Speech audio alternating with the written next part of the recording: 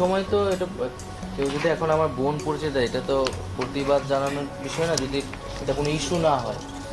এখন আমি যখন হাসপাতালে ছিলাম, তখন তো একটা খুবই ক্রুশিয়াল মোমেন্টে আমরা ছিলাম। উনি তখন আমাদেরকে হেল্প করেছিলেন। আমি যতটুকু জানি উনি গণ অধিকার পরিষদের নেত্রী ছিলেন, আমাদের বিশ্ববিদ্যালয়ে পড়াশোনা করেছেন। সেই জায়গা থেকে বিশ্ববিদ্যালয়ের বোন হিসেবে তিনি তখন আমাদেরকে অনেক হেল্প করেছিলেন। আর আমার পক্ষ থেকে তো আসলে আমাকে যখন তুলে নেওয়া হয়েছে বা কথা বলারও কেউ ছিল না।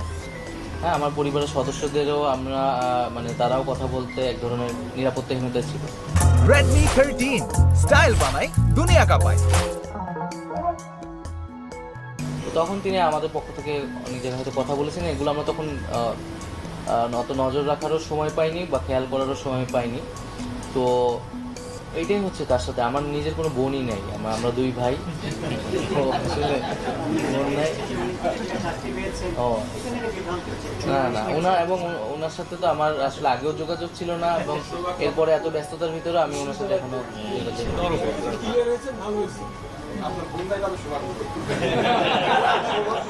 সৌভাগ্য না।